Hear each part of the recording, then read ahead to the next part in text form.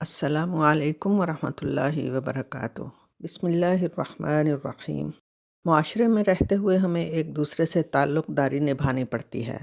یہ یاد رکھنا چاہیے کہ محض دوستی نبھانے کی خاطر یا اپنے قریبی رشتے کی محبت میں یا کسی خاص مقصد کے حصول کی نیت سے غلط بات پہ ہاں میں ہاں ملانا اور سنی سنائی باتوں پہ یقین کر کے کسی فرد کا برا امیج بنا لینا یا بنا تحقیق کے اور فریق ثانی کا موقف جانے بغیر یقین کرنا غیر اخلاقی فعل ہے۔ یہ قرآنی تعلیمات کی خلاف ورزی ہے۔ یہ جھوٹی گواہی، برا گمان، بہتان اور غیبت میں ملوث ہونا ہے۔ یہ سب گناہ کبیرہ ہیں۔ کسی کے جھوٹا ہونے کے لیے یہی کافی ہے کہ وہ یک طرفہ موقف پہ سیاق و سباق جانے بغیر بدگمانی کے عمارت تعمیر کر لے اور قطع تعلقی کر لے۔ کسی کی خوشنودی کے لیے اپنے عاقبت خراب کرنے سے ہوشیار رہنا چاہیے۔ یک طرفہ معاملہ سن کر فریق ثانی کے بارے میں تعصب یا کسی مفاد کی خاطر غلط رائے قائم کرنے والا اپنی جہالت پہ میدان حشر میں کف افسوس ملے گا۔ یہ معلوم ہونا چاہیے کہ جب ہمارے سامنے کوئی کسی فرد کا گلہ کرتا ہے تو اس کا ہر پہلو سچ نہیں ہوتا۔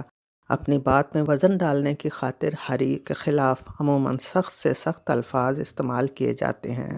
اس پہلو سے بات شروع کی جاتی ہے جو دوسرے کا رد عمل ہو۔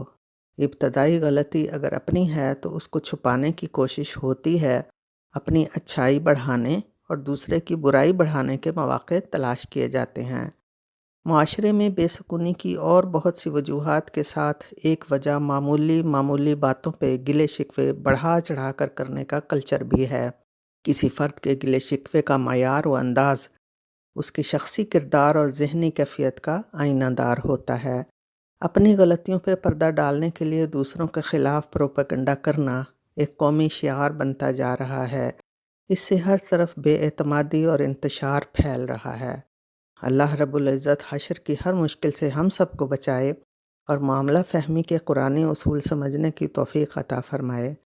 حشر کی اس مشکل گھڑی سے بچاؤ کا سامان اسی زندگی میں ہی کرنا ہوگا اور اپنی اصلاح کرنا ہوگی۔ دنیا سے آنکھیں کب بند ہو جائیں کس کو علم ہے، پھر جب کھلیں گی تو اصلاح کی مہلت نہیں ہوگی اور وہاں کوئی کسی کے کام نہ آئے گا۔ فاعتبروا یا اولی الابصار۔ اللہم اغفر لنا قبل الموت وارحمنا عند الموت ولا تعذبنا بعد الموت ولا تحاسبنا عند الحساب، آمین۔ سبحانک اللہم و بحمدک نشہد ان لا الہ الا انت نستغفرک و نتوب الیک۔